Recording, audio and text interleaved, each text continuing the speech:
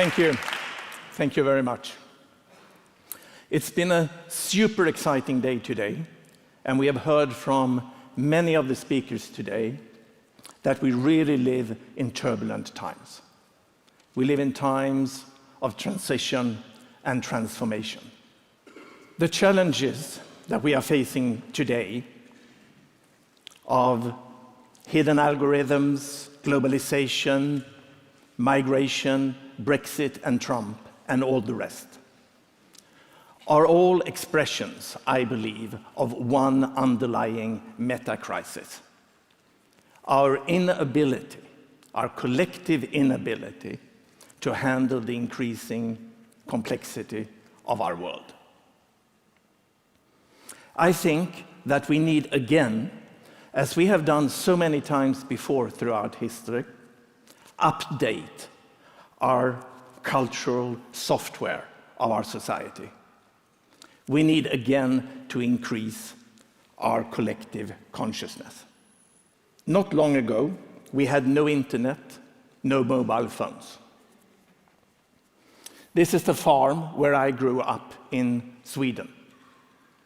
It's me there with my younger brother and my grandfather.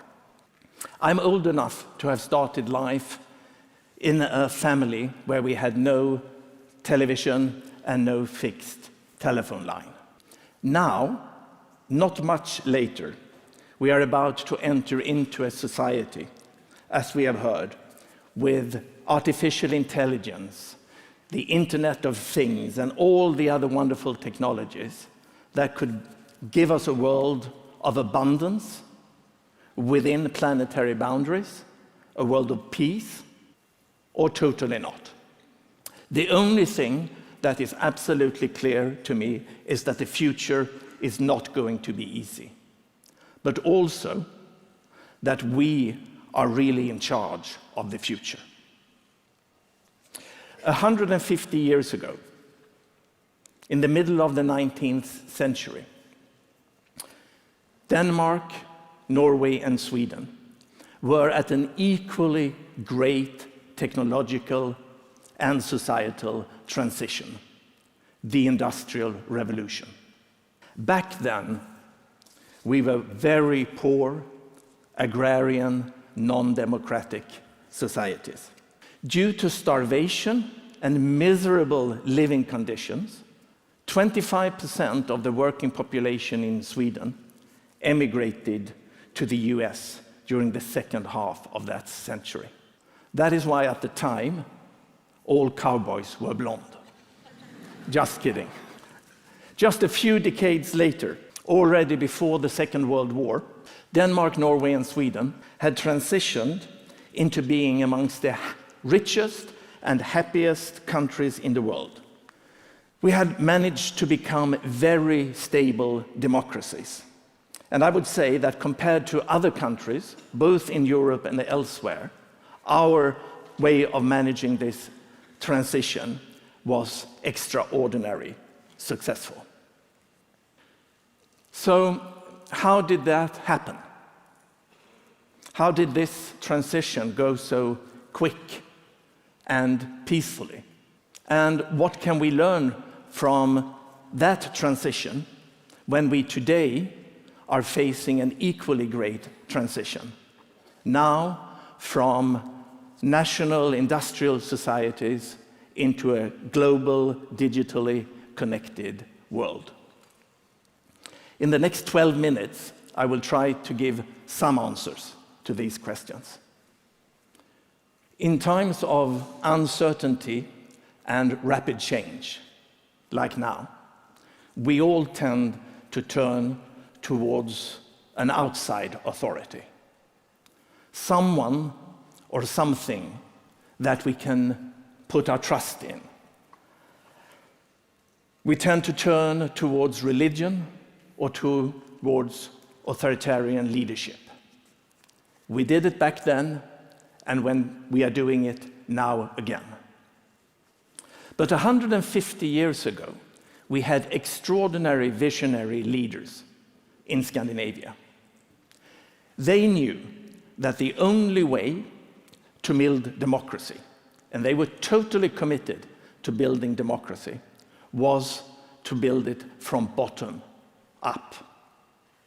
That is why these visionaries wanted to empower a large part of the population, not just a little elite or vanguard. They want to really to empower a large part of the population to become active and conscious co-creators of the new social order that wanted to emerge. And for that purpose, they created, all over Scandinavia, retreat centers for inner growth. Yes, you heard me correctly. They established retreat centers for inner growth. And they did this all over Scandinavia. It started in Denmark, moved on to Norway, and then to Sweden. And over the next couple of decades, it grew rapidly. And at about 1900, at the turn of the last century, there were 100 retreat centers like this in Denmark, 75 in Norway, and 150 in Sweden. These centers were all state-financed, but they were not state-run or state-organized. Here, young adults with a few years of working experience, mainly from the farming or working part of the population, could spend up to 6 months in retreat with the expressed aim of not being politically indoctrinated, but rather finding their own inner compass. Finding themselves in order to resist the siren's calls of fundamentalist religion or authoritarian leadership. To be able to hold the complexity of rapid social change and become active and conscious co-creators of the emerging new social order. 100 years ago, up to 10% of each generation in the Nordic countries participated in these 6 months long retreats, 4 to 6 months long retreats. In addition to finding their inner compass, these retreats gave the participants knowledge about the current technological development in crafts and farming. It gave them a sense of feeling for their place in history and culture, and it gave them basic tools for organizing civic movements and activism. So, where did these, even for our time, radical ideas come from? Well, they came from here. They came from Germany. They came from German thinkers like Schiller and Goethe here, von Humboldt, Herder, and lots of those idealistic philosophers. All of these philosophers pointed out that the Enlightenment's idea of our mind as a rational machine, a rational decision machine, that somehow miraculously is all ready when we are 18 or 20 and we are allowed to vote. That idea, they said, is totally wrong. Totally wrong. They pointed out, as science does today, that our mind is not just in our brain. Our mind is embodied in the totality of our bodies and embedded in our culture. And that our mind is a complex organic system under lifelong development. Under lifelong development. It's never finished. It never finishes. These philosophers lived, thought, and wrote in the years after the French Revolution. And they came to the conclusion that the only way to avoid future political bloodbaths was for a large part of the population to find their inner compass and to become what we today would call inner directed. Unfortunately, few of us are able to do this without conscious effort. Here in Germany, after that, the failed revolutions of 1848 had been forcefully put down, nobody in any responsible position dared to implement these new ideas. Instead, as we have seen, these ideas traveled to Scandinavia. And it was here that the originally German ideas about the connection between inner personal transformation and democracy came to be implemented on a large scale. Eventually, this program of human empowerment followed in the footsteps of the Nordic immigrants to the US, where it played a part in the civil rights movement. But that is another story. Today, not many, not even in the Nordic countries, know about this fascinating story about democracy building. That is why my Danish co-author and I, Lena Andersen and I, call it the Nordic secret. The retreat centers still exist. They are called folk high schools. But after the Second World War, the focus on personal inner transformation and democracy building was lost. Now our folk high schools are mainly used for simply adult education and training. We somehow forgot about the insights of the lifelong development of our mind, and we reverted back to the old view of our mind as rational and fixed. And democracy was by then, anyhow, mostly taken for granted. We are now at a point in history where we again could use some of the insights of Schiller and Goethe that was so instrumental in building the Nordic democracies. Today, neuroscience, adult developmental psychology, and behavioral economics all confirm that the old ideas of rational mind or Homo economicus are deeply flawed. This old mechanistic view of our mind can actually dangerously undermine both our society and our democracy. I firmly believe that we need again to look at the lifelong development of our mind and of our inner world. We need again to focus on the development of our consciousness. I have myself gone through and witnessed such inner growth, and in the process became interested in the connection between inner transformation and societal change.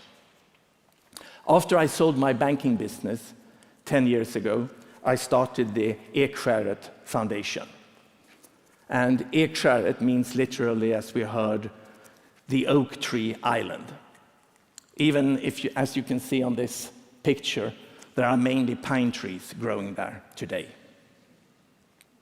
Every summer on our island, we arrange a number of youth camps. 2-week-long camps where young adolescents are able to spend 2 weeks to find themselves. A few years ago, when I was a leader at one of these camps, I overheard a conversation between a young participant and a leader. The young girl was complaining about how stressed out she always felt about all the things that she wanted to do, like meeting friends, doing sports, social media, and all that. a situation not unknown to many young people today and even us adults. The leader, who was just a few years older than she, asked some open, probing questions, and then suddenly the young woman said, Now I see that I do not have to do all the things I want to do." Something had shifted in her. For the first time, perhaps, in her life, she had been able to take her own will and look at it as an object, and relate to it, and decide what she wanted to do with her will. Her inner awareness had expanded. She had just experienced inner growth. Later in life, we can go through similar expansions of our awareness.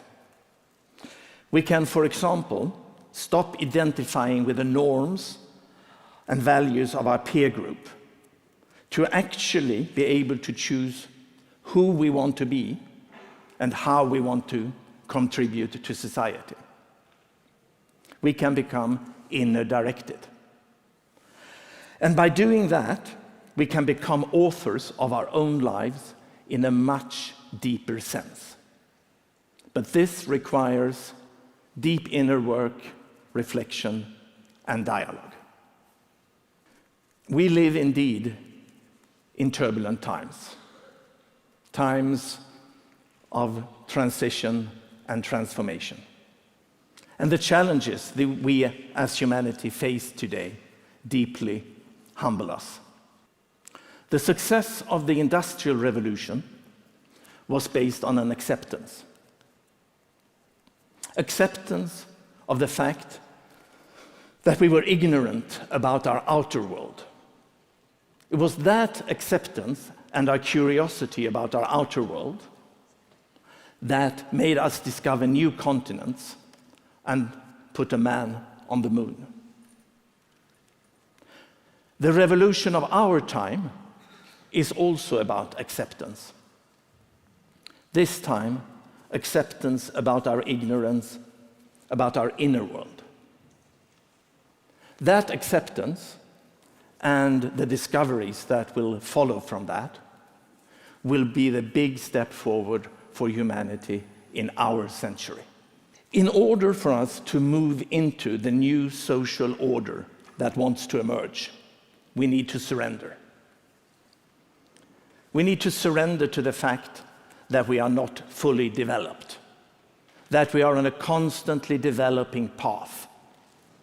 And when we have accepted that and being in touch with ourselves, that will be an invitation for us to raise our consciousness, to grow, and hopefully to become more human.